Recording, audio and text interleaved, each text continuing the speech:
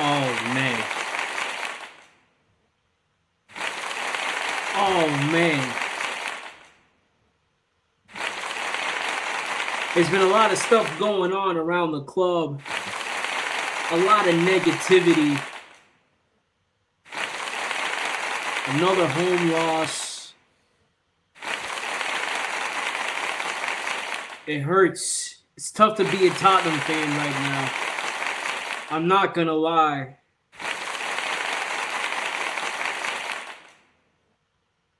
For some, it may hurt your whole weekend. Your whole weekend may be centered around how well Tottenham play. So I know some of y'all may have not had the best weekend. Saturday wasn't the best. Sunday, you might have been sulking a little bit. Some of you might have even been hungover from the night before. Preparing yourself for the week to come. Preparing yourself for Monday, January 19th. And preparing yourself for tonight for De La Spurs Live. Come on, folks. Let me hear you. Let me hear them hands. Come on. Let me hear them hands. Let me hear them hands. Let me hear them hands. Come on. I need to hear it. Come on. While you're at it, give a round of applause for yourself for being here. You could be anywhere in the world right now. You're here with me tonight, and we're live. So I want to thank you all for joining.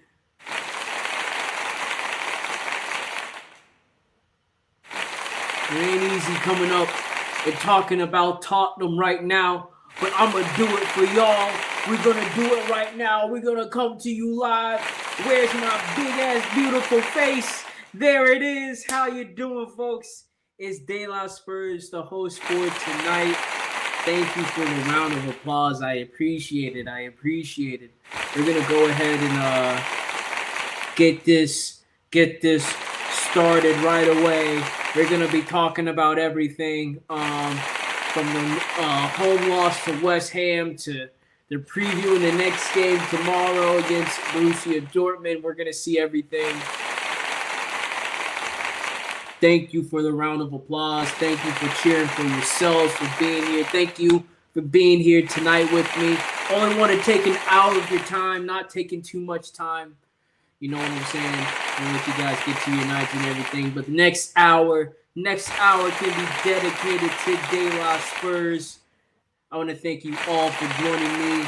January 19th, this Monday night. I hope your days have been going well. Your evenings have been going even better.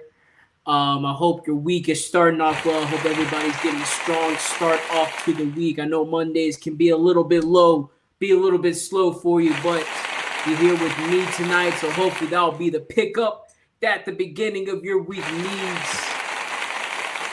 And I'll be coming to you live on Wednesday as well as Friday throughout the rest of the week. So hopefully a little bit of De La Spurs will do you some good.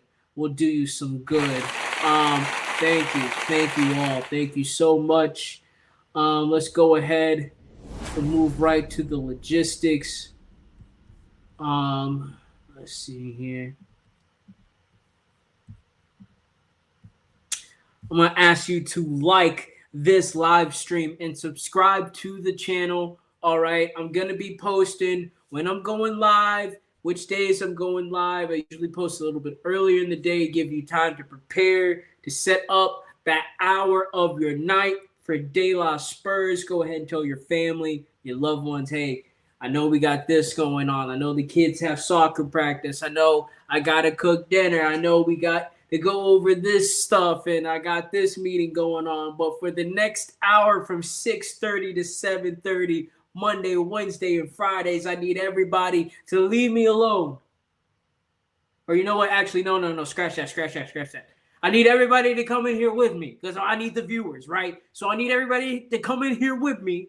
And for the next hour, we're going to do nothing but watch De La Spurs, all right? Get everybody in on this, all right? Don't exclude your family, your friends, unless they're going to tell you to not watch this. If they're telling you to not watch it, then you tell them to leave. But if they're like, oh, what's going on?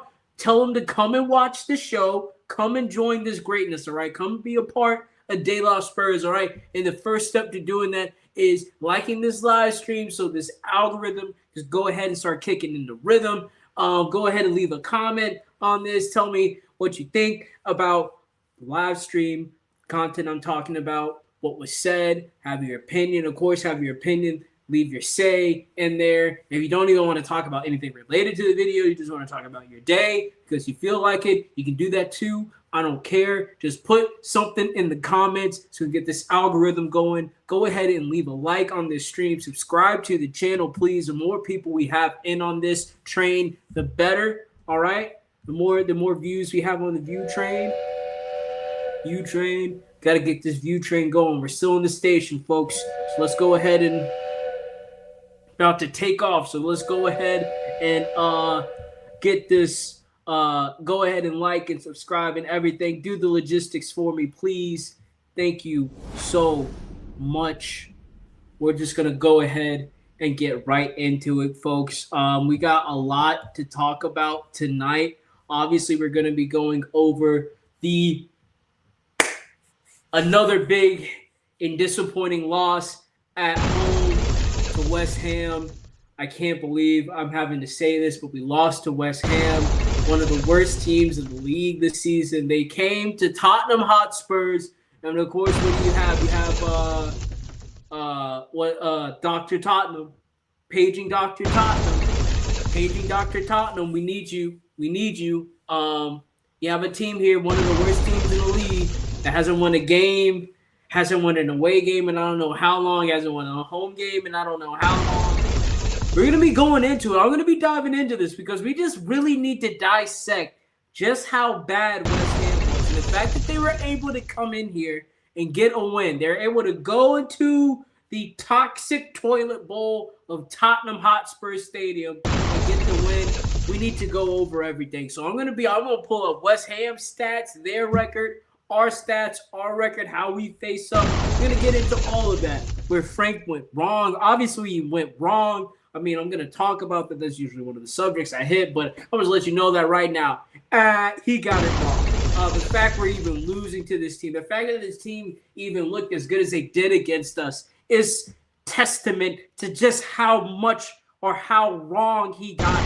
So we're going to be getting into that as well. We're going to be talking about just how Frank is even surviving at this point. I was one of the people that was protecting Frank at one point a little bit. I'm not going to lie, right? I was protecting him a little bit because, I wanted to try to give the board a chance. I wanted to try to give Thomas Frank a chance. I wanted us to try to do something different than wanting to hire and fire managers every 18 months, every 12 to 18 months. But it's not working for Thomas Frank. I thought he was going to be able to make the step up. He's not making the step up. It's just a complete disaster.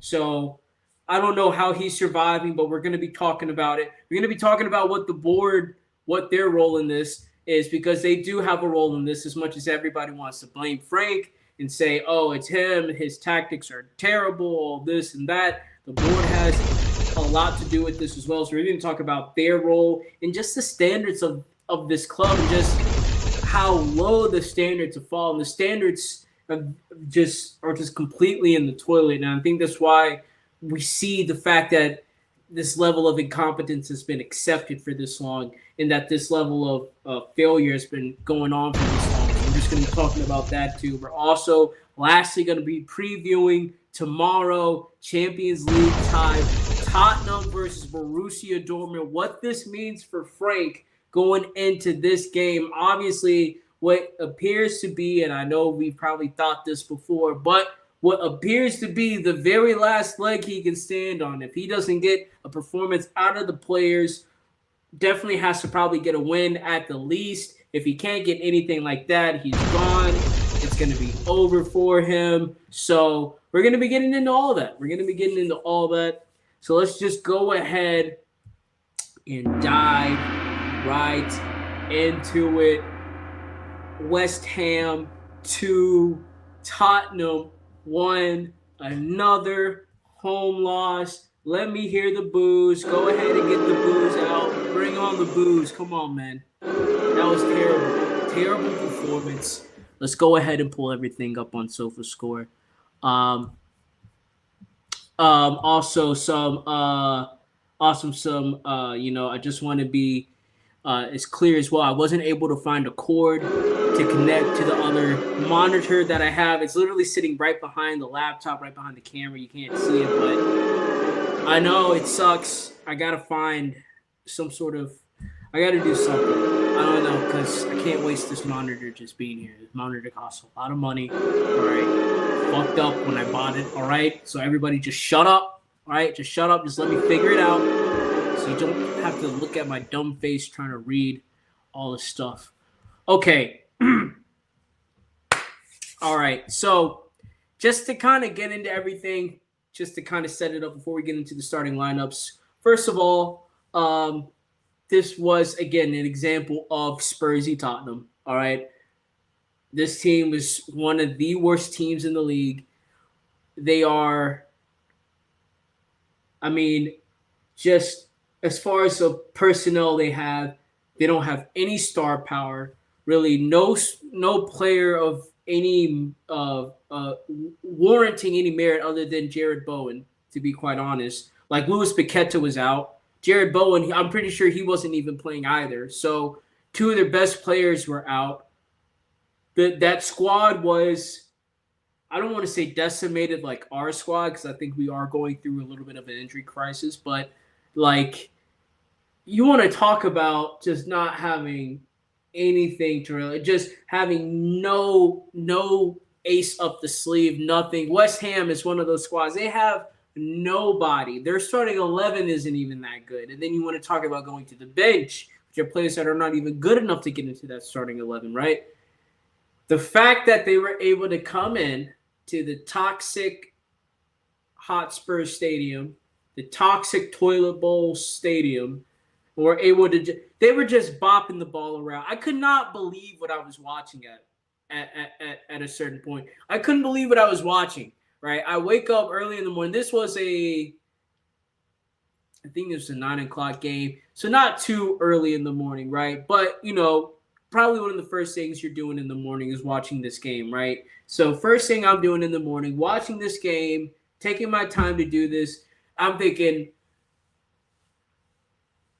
as bad as Thomas Frank has been, and as bad as he may think this team is, there's no way he sees this West Ham team as a threat.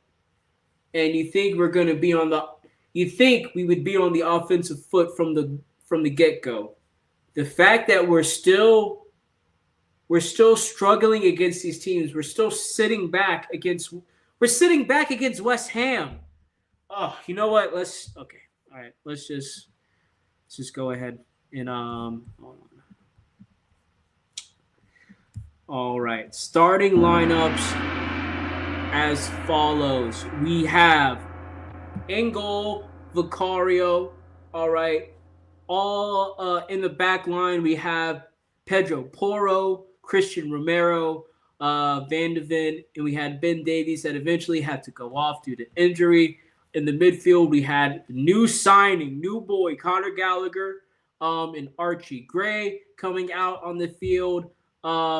In the attacking mid, we had Xavi Simmons. Out wide, we had Wilson Odobert and Matisse Tell. And then in the middle, up top, we had Kolo Muani. Now, just looking at West Ham's side, and I am going to do this, they played a 4-4-1, right? So 4 banks of 4, 1 and 1, right? So West Ham had, which, by the way, West Ham overall had their team averaged a better SofaScore than Tottenham, so that's one thing. But they had as follow: Wan Bissaka, yeah, they had Mavropanos, Todibo. I don't even know who that is. JC Todibo and I don't even know this guy out wide. Scarles out wide. So I've only heard of one person, 2 people in that back line: Mavropanos and Wan Bissaka. Oh, by the way, they had Areola in goal. Um, Up top, or I'm sorry, in the midfield, they had Fernandez, Suchek, and Felipe. In the attacking midfield out wide, they had Jared Bowen. So they did have Jared Bowen in Somerville. Um, Here, let me get the full names here, so I'm not just guessing. And then they had Valentin Castellanos up top in the striker position. So honestly, I don't think there's anybody in this lineup that's better than what we had. Jared Bowen and I think Juan Bissaka are the only two players that I would take from this team and put on our team, to be quite honest. That I think Somerville and Wilson Odobear are literally just two remakes of each other. They're literally the exact same player, just from different countries. Um, yeah, I mean, you could make the argument of experience. There's more experience out there on that field, but I don't know, man. I really don't think that at any point you would think Tottenham are the underdogs, that we should be under the cosh at all. It's just unbelievable, to be quite honest. It's really just unbelievable. So just to kind of go over what happened in the game, let me get this going over here. Let me change the banner. So just to kind of get the first half versus the second half. So, I mean, like I said, at the beginning, you could say there's a beginning push, momentum, the crowd's behind you, everything's just kind of starting out. So you can feel like there's a momentum, a beginning push from Tottenham. Don't really generate anything, but okay, all right. Then all of a sudden, boom, West Ham scores. So it's like pretty much almost all the momentum dies. Don't really do anything after that. Go into halftime. You're sitting there and you're thinking, okay, Tottenham is going in down 1-0 to West Ham at halftime. First of all, this shouldn't even be the scoreline at all. And to be honest, I'm sitting here trying to pretend to do a deep dive, some deep analysis of what I saw. It's crap. All right? It's crap. It's crap football that I saw. All right? Wide players don't do anything. Ben Davies, he comes off hurt. Randall Colomwani, he doesn't do anything. Nobody's doing anything. We don't look like we're generating any offensive chances. We don't look like scoring. We don't look like doing anything. We look like crap, okay? We look like a crap team. The fact that we look worse than West Ham looked better than us. That's the issue I really have from the game. That's what's really grinding my gears, right? So I'm sorry that I'm trying to pretend to do some sort of tactical analysis on this game. There's not really any tactical analysis to go. If you watch the game, you saw we were playing crap. You saw it's just bad. It's just bad playing, all right? You want to talk about substitutions? Hold on. You want to talk about substitutions that were being made? Let's look at the substitutions that Thomas Frank thought could save the game for us, okay? So first of all, you had Ben Davies that gets hurt, so you put Jed Spence in. All right, that's a like-for-like substitution. Kind of have to do it. Let's look at this. All right, so second substitution in the game, you put Basuma in for Archie Gray, which Basuma hasn't played in I don't know how long, right? But you hopefully you think he's motivated from not playing.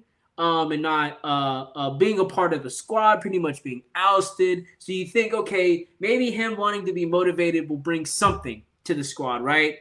Dominic Solanke, who was literally hurt all the way up until this point, right, has been treated with kid gloves up until this point. You ask him to come into this game and do something, pull something out of the game, right? And then you had Lucas Bergvall for Whistle Odobear, literally in the 90th minute. Don't really think that would have done much, but okay. just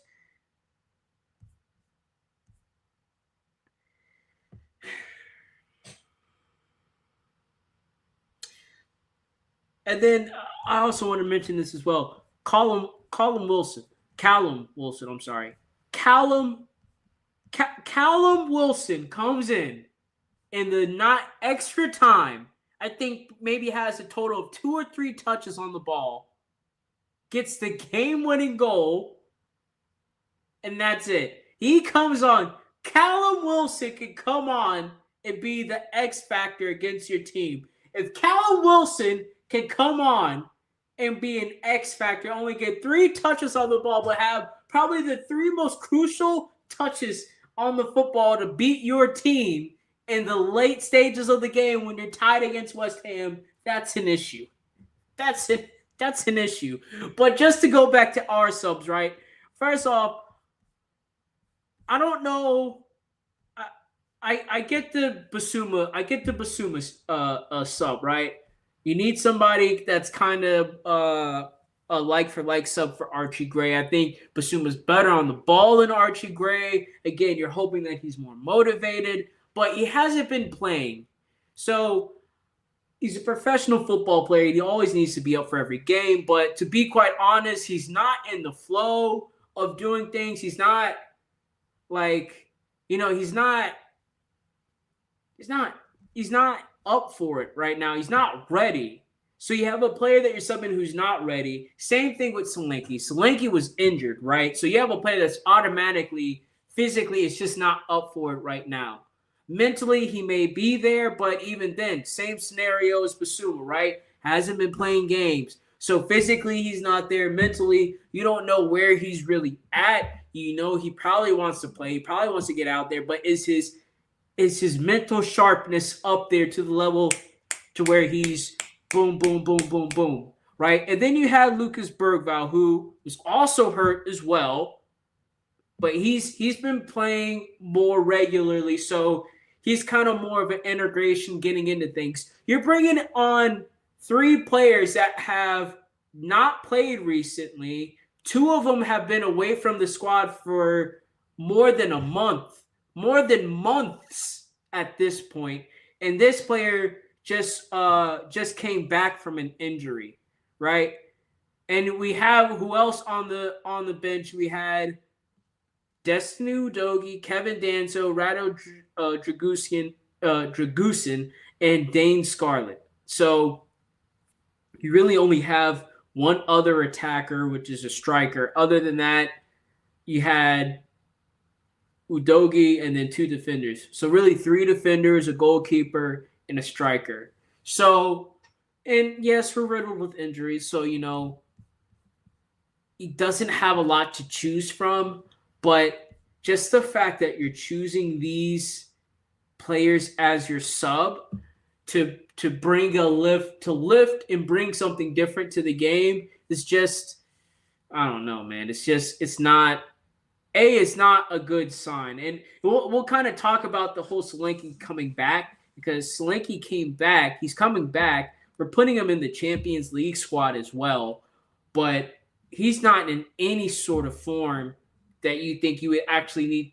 He'd actually be able to rely on him. For him to come off the bench cold and to have an impact at this point of his kind of, I don't want to say rehabilitation, but like at this point of him trying to get back into the game, he's nowhere near ready. He's nowhere near that point to where he can come on and be the impact that we want. I don't really think he's that much of an impact player coming off of the bench. I think Solanke's probably at his best coming into the game and having an impact at the beginning of the game. But he's not at that point where he's able to start. He's not at that point where he's able to have an impact coming out the bench. Honestly, we're bringing him in just to like kind of get him back to playing football. But the situation, the context of where we're at and the way we're doing it is not conducive to what's best for him or what's best for us. And yes, again, we're going through an injury crisis, but that is something that can be pinned on Frank. If you're looking at it that way, like Solanke, Yes, he's a striker. Yes, he has that experience, but he's not ready physically to make that impact. We don't know where he is mentally, like as far as his sharpness to make that impact. Same thing with Basuma. We have no idea if I'm not sure if he trains with different people at the club, or if he has a personal trainer that helps him keep him in shape. But like same thing with Basuma. We're bringing in players and we're having to rely on players that have not been in the squad, have not been playing for months, and you're bringing them in to have an impact. Now, you can be on the side of saying, well, regardless, it should be good enough to beat West Ham, which I hear. But if you're honestly talking about, if you're trying to tactical this out mentally like he is, like I think Frank is, right? Even so, you can make the arguments against bringing on a Basuma, bringing on a Solanke, and bringing on a Bergvall because they're injured. You don't know what they're going to do. They might push themselves. Hell, those players could have re-injured themselves. Could you imagine Solanke getting re-injured as soon as he comes back on? As soon as he gets back to the squad, if he got injured again because we're trying to rush this to bring him back in because we don't trust a Dane Scarlett to do anything. Like, to be quite honest, could you say Dane Scarlett would have been better out there? You don't really know. He's not an experienced player. He's not as good as Solanke. So even if 100% Dane Scarlett versus what I would say right now, 45 to 50% Solanke, who would you rather have? Like, I mean, to me, to be quite honest, I would have gave Scarlett the chance, opportunity. I don't think Solanke is ready, right? We took Matisse Tell out of the Champions League squad to give Solanke an opportunity. I don't think he's ready for that either, right? And if he does come on, what time did he come in? He came in at the 62nd minute. So you're talking about him getting 28 minutes, 30 minutes most out of him. So you're not even getting a full half of football. So yeah, it's a tough situation again because of the injury crisis. So I'm not saying like, all of this needs to be pinned on Thomas Frank, but you do have to question where these subs are coming from. With the history of the substitutions he's made that have killed off games, have destroyed games. I think against Aston Villa, what was it? I forgot who he put out on the wing. I think it was Scarlett. He put like Dane Scarlett out on the wing or something like that. Just terrible decision making like that. So to kind of compound all of that with the subs he's making, he's not doing himself any favors. He's not showing that he's not showing any sort of, all right, I know how to manage this squad, or okay, I'm getting a hang of managing the squad. It's been just terrible decision making regarding the subs. Listen, man, let's just kind of get through the rest of this game because, I mean, this game is kind of BS, to be quite honest. Like, I already kind of did it in the intro. Frank get it right. No, he got it wrong. He got it severely wrong. You shouldn't be losing to West Ham, especially at home. I don't care. It's a London derby. At the most, you get your players up for that, right? Can't have that. You can't be losing to West Ham. This team lost to Wolves 3-0. Let's pull up West Ham. Let's see how their season's going right now. And this is a team, by the way, that has fired their manager. They fired their manager and brought in Nuno. So let's just see how their season's going, right? So first off, let's see.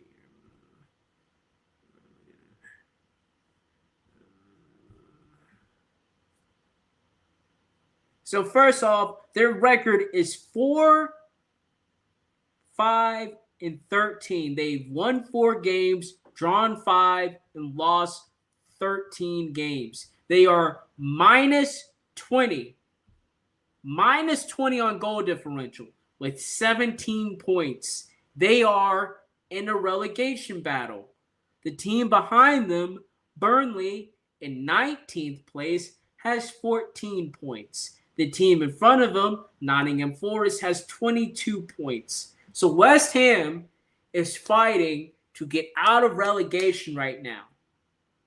Their last win, which had them tied with Burnley, has given them 17 points and has given them a little bit of clearance in their relegation battle. Let's see where they were. Let's see.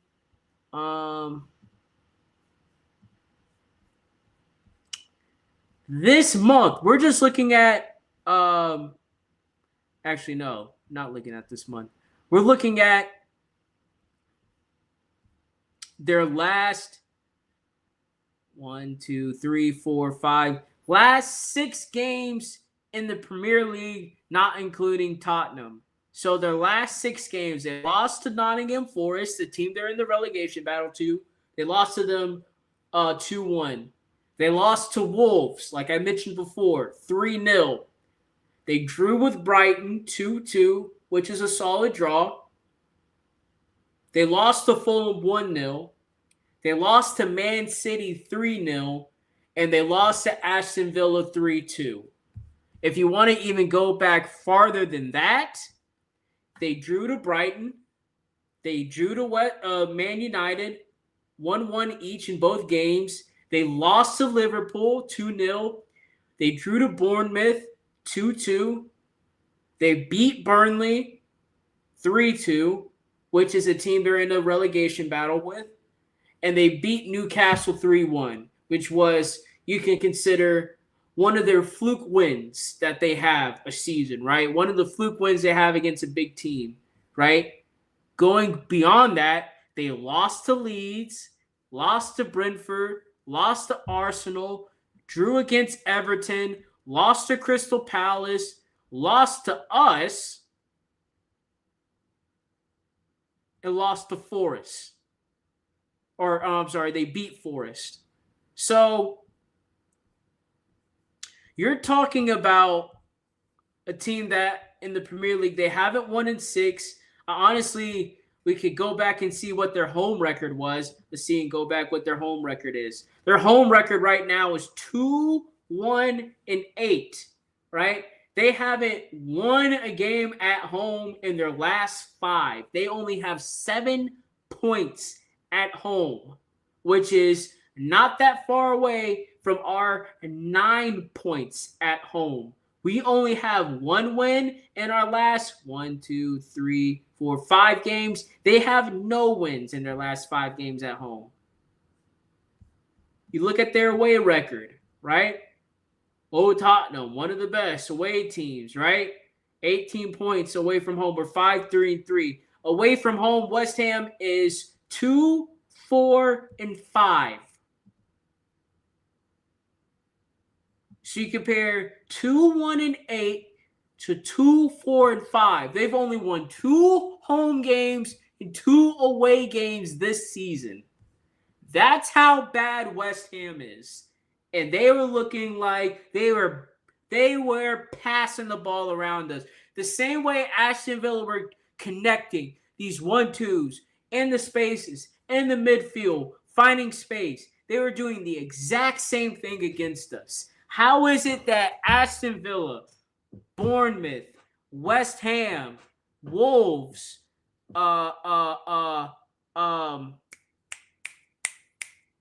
who else? I forgot the other team that were outplaying us. But how is it that these teams are outplaying us almost the exact same way? They're playing us almost the exact same way. Almost if they're seeing how the last team beat us, seeing if they can copy that, and doing it. And you also have to put on top of that, they were up for it because this is a London derby. They're going to be up for it because they said this is probably one of the few games the players, the fans, everybody's going to be on one accord to get a result out of this game. So the players up for it, the managers up for it, the fans are up for it. It's in London, so they're not having to travel that far. They're going to be up for it. And we clearly saw they were up for it. And that's he didn't get it right. He didn't get it right. He didn't get it right, folks. He didn't get it right. Let's see here. He got booed again. No surprise there. He's constantly getting booed, right? He's getting booed at home. He's getting booed here on this live stream. I'm going to boo him too. All right. I don't know how he's surviving this right now. If you want to ask me, I don't know how he's surviving this. What has to be said, and what we're going to move on to, is that there's incompetence in the board, and the standards for this team are so low. This is the only reason why Frank is surviving this. At no point, even with Levy, who we've all said was the reason why all this is happening at the club, which I think was 50% of the problem. As you could, with the whole Levy Enoch out movement, Levy was only 50%. Enoch was the other 50%. So when we got rid of Levy and all the Enoch children were like, oh, he was the one that was holding us back, we couldn't believe it. Okay, cool. That's fine. He was 50% of the problem. Enoch is the rest because we want all of this ownership out, right? So there's still incompetence there from that still reeks of everything that we've been seeing over the last 25 years. So you level that incompetence, or you add that incompetence with the new people that we're bringing in now, with Vinay, Lange,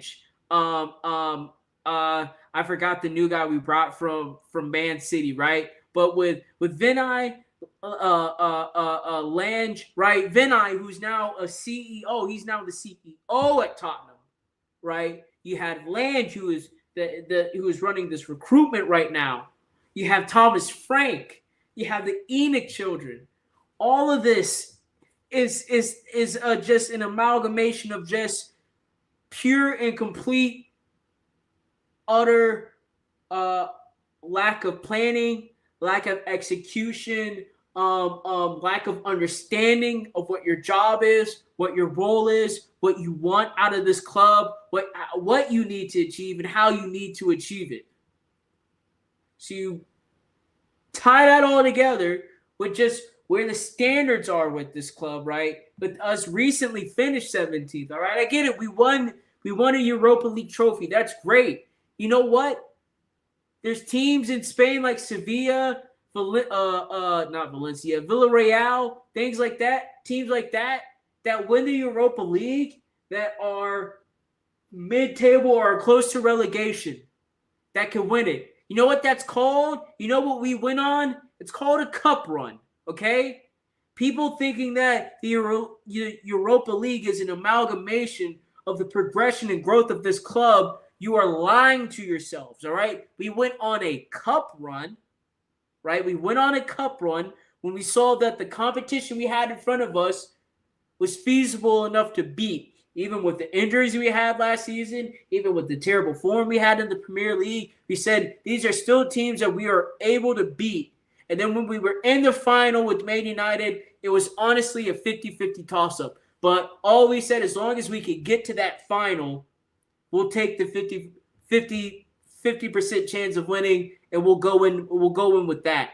We'd rather hedge all of our bets on that, you know what I'm saying, than the Premier League and trying to get something out of that. It's going against Liverpool and trying to get in the FA Cup and trying to get something out of that. And going against I forgot who we lost in the Carabao Cup to, but whoever we got bounced out to in the Carabao Cup to last season, right? So the standards are on the floor. We finished 17th because this team and the leadership of this ownership group and the leadership from the management of the players have all been terrible. And the reason why we're seeing that we're at this level again this season wasn't because last season was a fluke. It was because there's so much negligence and poor planning that went into the previous seasons that now we are just now seeing the results of it. We weren't seeing the results of it before. We are now seeing the results of it. And it's not going to change until we can make those changes in the boardroom, till we can make those changes to our standards. But first, it's board incompetence. That is 50% of the issue for me, right? Again, first of all, you have, which one is a very big issue, I think, just in a tribalistic sense, right? If you follow the club all the way down to a tribalistic stance, the fact that we hired someone, Vinay Venkateshan, from Arsenal, our biggest and most bitter rivals, we hired someone from their staff to come in, and the fact that they're doing a terrible job, right? That would set any fan off altogether. That should be red flags, warning signs for any fan altogether right then and there. The fact that someone from Arsenal's coming in and nothing's changing. As a matter of fact, it feels like we're getting worse. We're regressing. That should be warning signs then and there. The fact that the Enoch children, right, Enoch quote-unquote children have come in and have said, we're going to take over for here. We love the club. We care about the club. We want to do this. We want to do that. We're trying to do this. We're trying to do that. That's all great. That's great and all. But one thing I want to understand is where have you been all this time, right? You say you love the club and stuff. Okay, so when you saw that Levy and your father was running it into the ground, what were you saying? What were you doing, right? Were you in the boardrooms, right? Were you trying to get into the boardrooms? Were you moving money around to try to get a seat, to try to get some ownership yourself? And like, what were you doing this whole time when you saw that this place was being run into the ground? And then second, it's great that you love everything and you love everybody at Tottenham. You want us to do well. What is your plan to make that happen? Because wishing and wanting and hoping and trying to use the good, warm, fuzzy feelings inside of your body to make that stuff happen isn't an actual plan. It's not conducive to any actual material progression or growth, right? What is your plan? First of all, what do you want to go? What do you want to do, right? Do you actually want to win the Premier League? Do you actually want to try to win the Champions League? Do you just want to be a cup team? Do you just want to compete for the cups, the Carabao and the FA Cup, right? And if based off of the league form we get into a Europa League, okay, we'll go for that. If we get into the Conference League, okay, we'll go for that. And then we can kind of go from there. But where are you setting up the standards for? Do you just want to be a team that's for show? You say we don't care where we finish. We don't care what trophies we get. We want to adhere to these styles, this stylistic of playing. We want to adhere to doing this with our players and developing them and selling them and doing this and that. We want to bring in managers of this ilk and bring them in and let them settle in for 4 to 5 years and do this and try to develop them. We want the culture and the system to be great. And, the results are going to be whatever the results are going to be. As long as we know we're doing it the Tottenham way and we take pride in doing doing stuff this way that we consider the Tottenham way, that's all fine and stuff. That'll be cool. But what do you want to do, right? Establish what you want to do. Once you establish what you want to do, come up with a plan of how you want to do that, and then communicate that to fans, right? And guess what? You'll be surprised just how much that clear and concise communication can be to fans, because you'll have fans like me that say, if it is on the ladder of, okay, we don't really care where we finish or how we do, we just want to play offensive football, we want to play one-touch fancy football, then I'll know then not to tune in that much, because you don't really care about winning. And the fans that care about winning and wanting to win trophies, well, no, not to really care that much. And the fans who just want to be entertained, that just want to watch good football, they're going to be digging right in their pockets, ready to give you the season ticket money, ready to give you the Spurs play money, ready to pay for whoever players, you're bringing in to play that way. But if they're going to try to go for the former, which, like I said, you want to win the Champions League, you want to win the Premier League, and whether you're playing attacking football or counter-attacking football, or you're putting 11 players behind the ball, and however you want to do it, however you say you want to do it, as long as those are the results, right? You'll bring in fans like me. You'll bring in fans who want to see those results and want to see the team dig in and want to see the ownership do whatever it takes to bring it. And yes, those fans are more high strung. They have higher standards. They have hold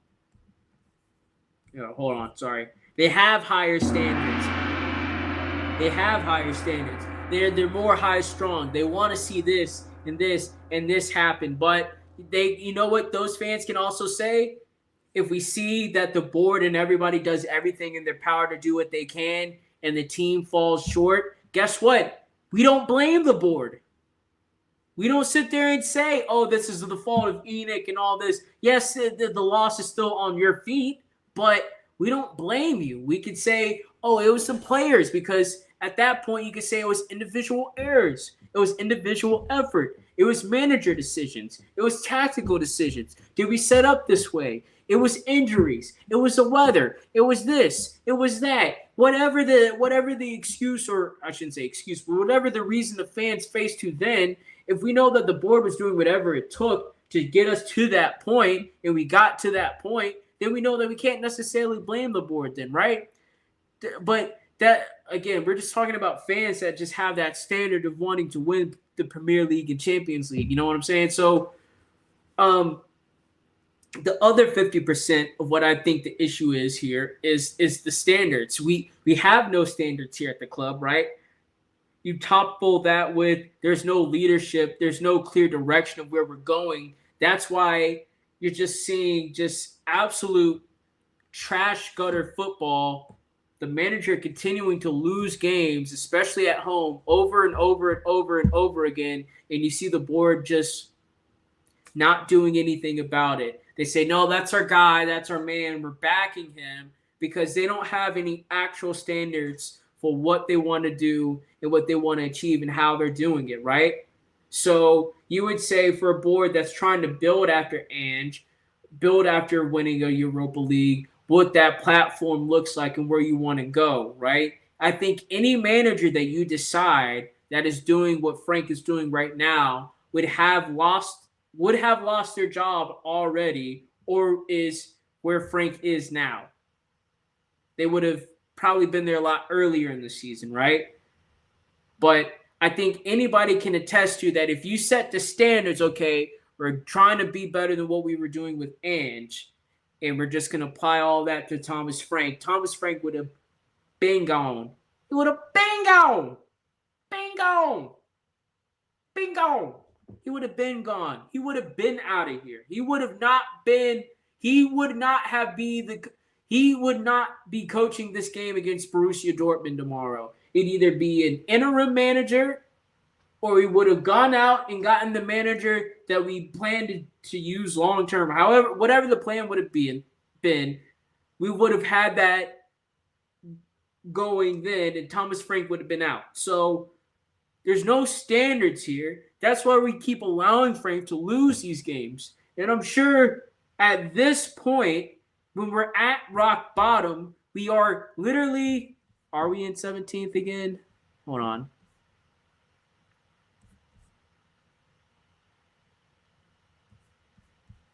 We're not in 17th again. I don't think we're in 17th. No, we're not in 17th. We're in 14th. We are 5 points away from 17th, though. Nottingham Forest is in 17th place with 22 points. We're in 14th with 27 points. The 16th place and the 15th place team. The 15th place team has 27 points in Bournemouth, and Leeds has 25 points, right? So Bournemouth and Leeds can leapfrog us at any point, right? And we'll be back down to 16th. So we're pretty much, if we can't win another Premier League game, I would say at least for the rest of this month, we could honestly be leapfrogged, and we'll be right back where we finished last season, right? That lets you know there are no standards at the club. The fact that we can go from season to season, you can make all the changes, literally changes from top to bottom, except for the ownership, right? But the CEO down, changes all throughout. And the fact that you could literally be in the exact same place that you were last season, where you finished last season, before this season even ends, means there is no standards here at the club. No standards set by the board.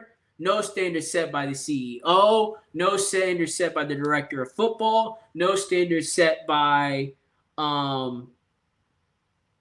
no standards set by the manager, and no standards set by the players themselves. Right? The only people who look to appear to have standards at this point are Tottenham fans. And our standard really aren't even that high. It's just, God damn it, we just don't want to see this team lose again. For the love of God, can you get this team to not lose? I think Tottenham fans, majority of them want to see a win, but we would take a draw at this point. If we draw against Borussia Dortmund, I think a lot of fans would be relieved. We just don't want to see this team lose again, especially at home at the toxic toilet bowl stadium. We cannot see another loss. It's going to be absolute. It's going to go mental at that place if we lose tomorrow. Absolutely mental. And you can expect Thomas Frank's job to be on the chopping block. At that point, he'll probably get that call later on that night, and he'll be done for. He'll be done for. Speaking of which, previewing Tottenham versus Borussia Dortmund. Listen, this is Thomas Frank's. This is his Thomas Frank's. This is Thomas Frank's. Thomas Frank, he can suck a Frank. Thomas Frank's. This is his last. No, wait, hold on. I'm sorry. Thomas Frank, Thomas the Choo Choo Train, Thomas the Frank engine, right? This is his last opportunity to get something out of this season. This is his last opportunity to save his job at this point. The fans have completely turned on him. There's no going back with the fans. If he were to win every single game for the rest of the season, I'm still sure at this point at least half the fan base would want him out. Just from seeing the football. So all the fans want him out at this point. You can make the argument the players want out, right? Van de Ven, I think it was said that he's not signing another contract, right? Romero, he's piping up now, right? Pedro Porro is having to go at fans because he's kind of sick of it at this point, right? I think the players are getting sick of it, and the board now, who they said that you're our guy, we're going to back you, but if fan noise gets to a certain point, if it's this, and that, then hold on. I think there was a tweet from Matt Law regarding this. And I'm going to double check just to be sure. Hold on. Let me see.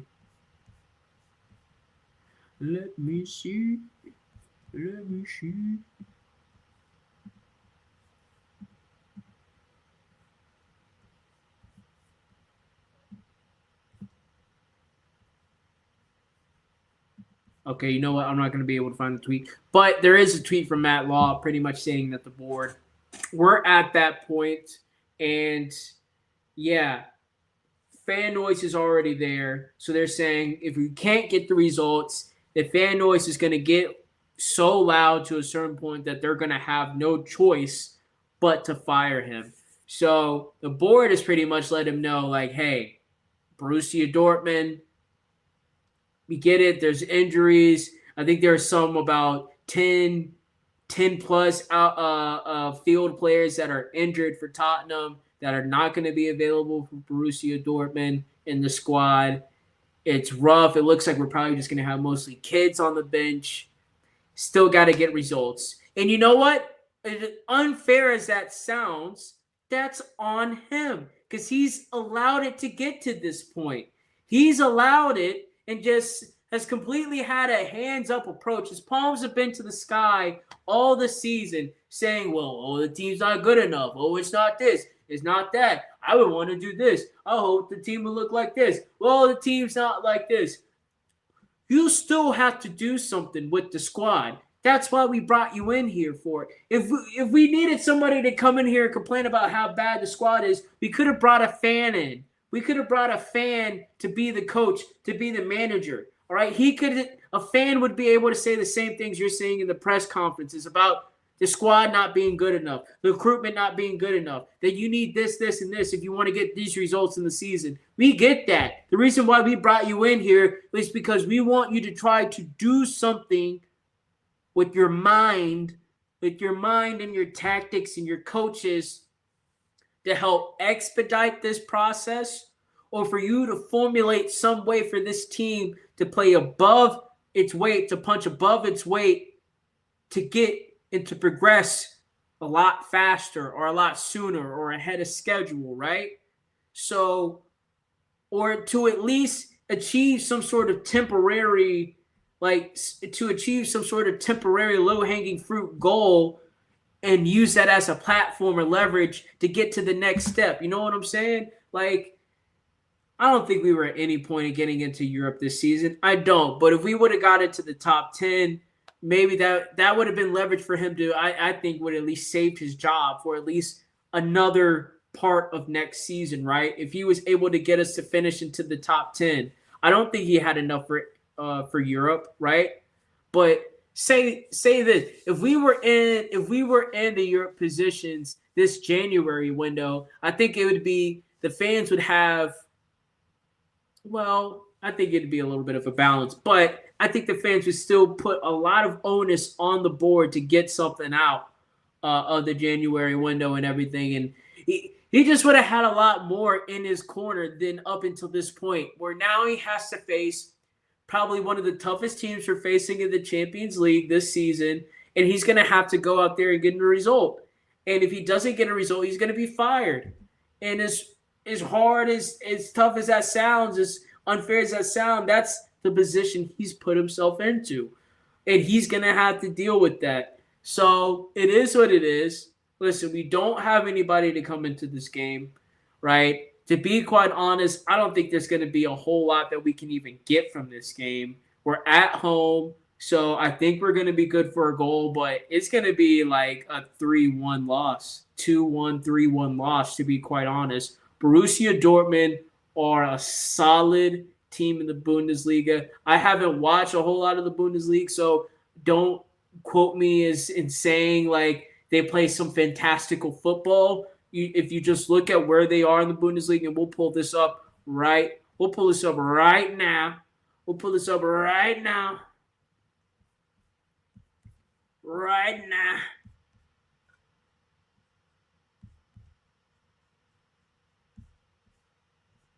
Where are they? So they are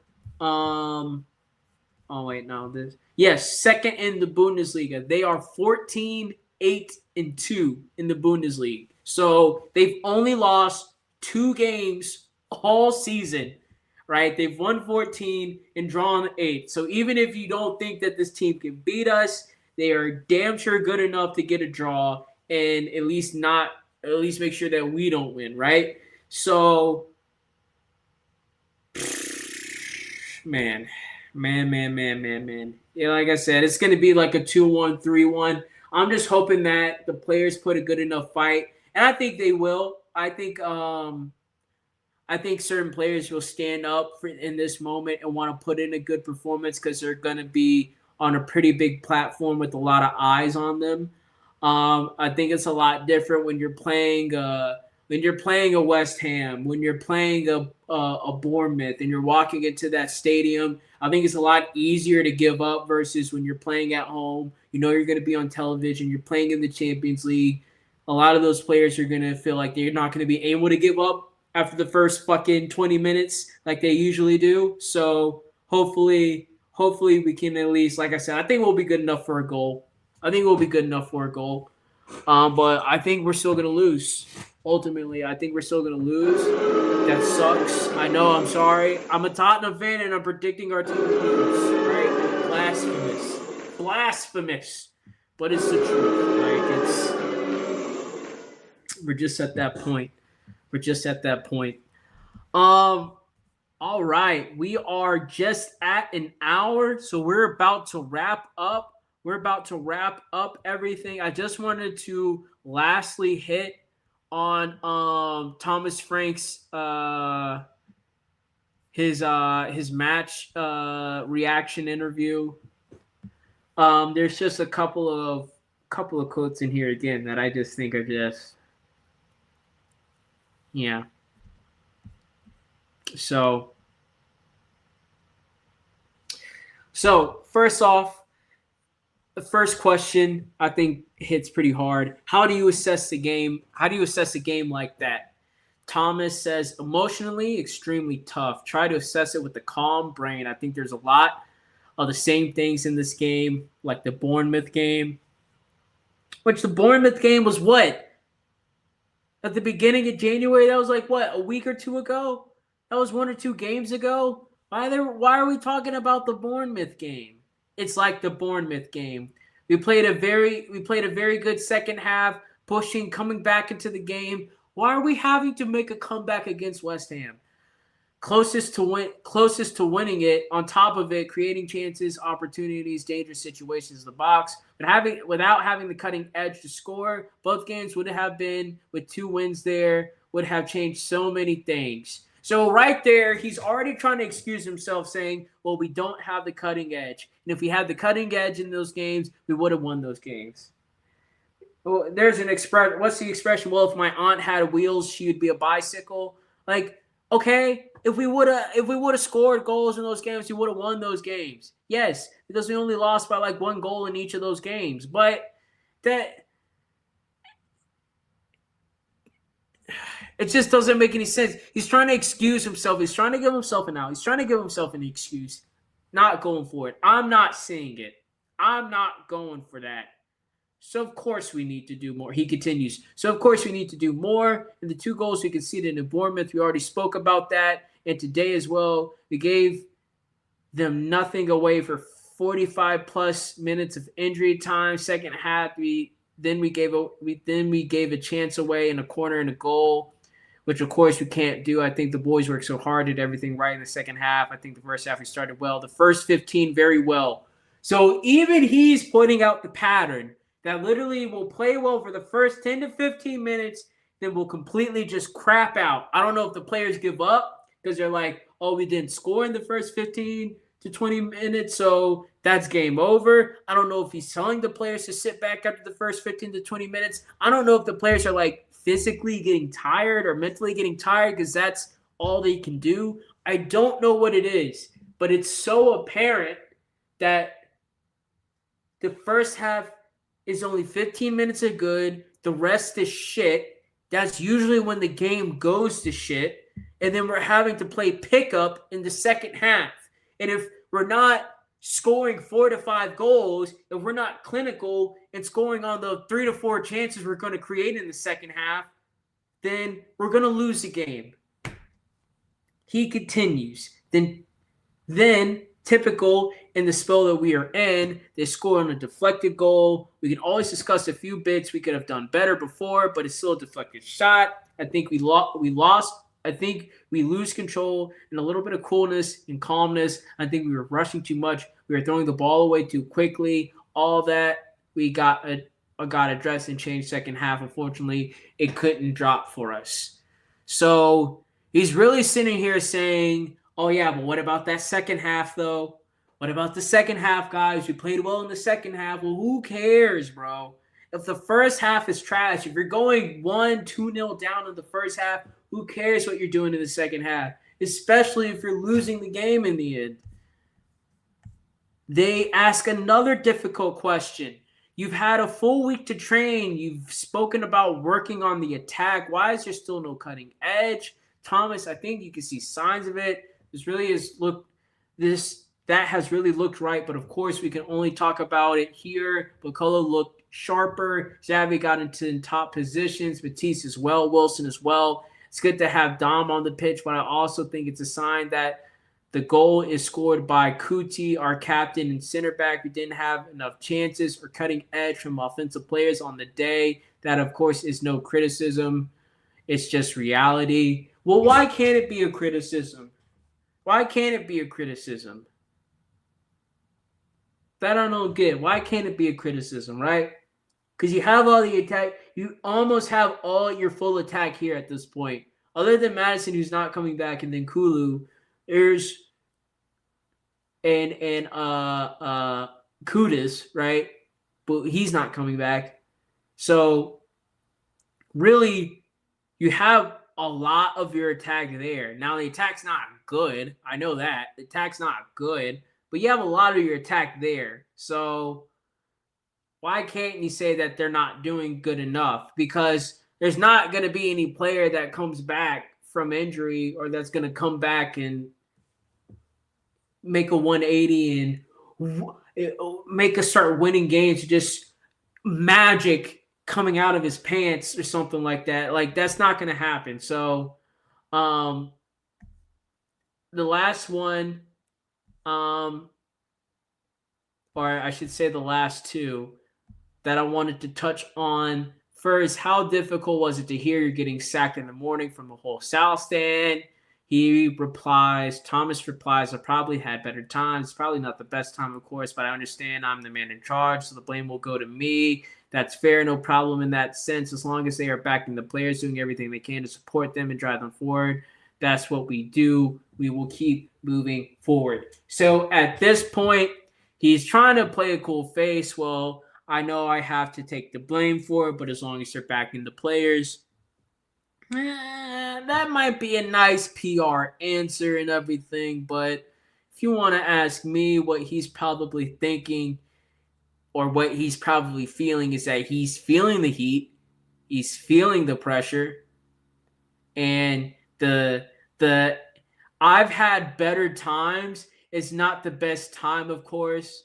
So I think for that is a sign that he's feeling the pressure. I've had better times. I think he's saying, this is not going well for me. This is not good. And it's not looking like it's going to be looking up from this point. And then the last question, we can just end this on tonight. You've had 8 defeats in 14. Why do you think you deserve more time? Oh, brutal question. Brutal question. I want to get down to the nitty gritty. Thomas replies, if you're not winning enough, we know you will not get enough support from the fans, but when you're winning, it will change. When we start winning again. When we start winning again. When we start winning again. When we start winning again. That's interesting because I look at Tottenham's fucking record, right? And we only have, what is this? Oh, this is in the Champions League. Hold on. No, baby. No, baby. When we start winning again, we have 7 wins, 9 losses, 6 draws. So really, if you want to look at it, we have 7 wins and 15 other matches that we did not win in. So there is no winning ways. We weren't even winning half of the matches, right? We're not even winning. We're winning not even a third of our games right now. So when he says get back to winning, what does get back to winning actually mean? Because we're not really winning. We're not like in some winning spell. It's not like we were in a winning phase, right? We're not even winning a third of our games, right?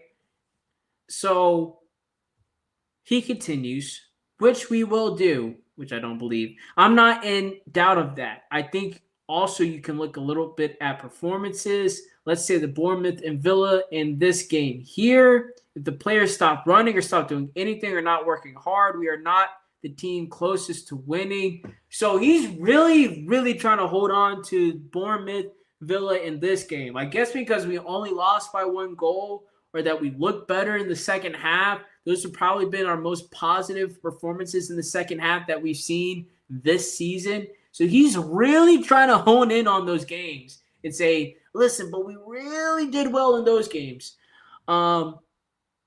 He continues. I think the team is working very hard, and I still think, and I know it sounds a little bit crazy, that we are close to something very good and further away. I think you saw the game today. We could have easily have won this 2-1. I think it's no excuses, but also the reason we're a little bit down to the bare bones with the players. You also need some of the offensive players to score a goal or two. All that is difficult for me to do like that and click with the finger, and I can promise that I'm sitting here giving everything every single day. I feel the trust from everyone, and there's only one way we need to keep going. So he rounds that all off to say, listen, if you look at the second half of the last 3 games, it's getting better. Our offensive players need to do better, but we're on the verge of something great than farther away. On the verge of something great and farther away. Right now, we are sitting in... Hold up. Right now, we are sitting in 14th place with a 2-goal differential, right? We have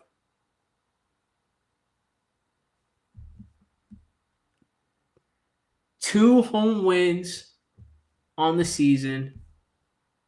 Listen, it's not great. It's not great. I don't know what he's saying or why he's saying that we're on the verge of something great. We are not on the verge of anything great. As a matter of fact, it looks like the opposite of what you're saying. It looks like we're regressing and we're going downhill and we're going farther and farther and farther away. 8 defeats in 14 games. 8 defeats. Out of the 14 opportunities to get points, in 8 of those, he's definitely not getting any points. So when he says on the verge of something great, the football play is not great. Points-wise, we're in 14th place. We're 3 places away from where we finished last season, but it's only 1 above relegation, right? As far as our recruitment is terrible, okay? We haven't gotten any good players. We are sitting here January 19th, and we have not bought a single offensive player in the January window. When he sits there and criticizing the players, saying we need offensive players to score goals, we haven't brought anybody in that can actually score goals. He's sitting here just begging and pleading with the players in the media to score goals for me. Please, my job is relying on it.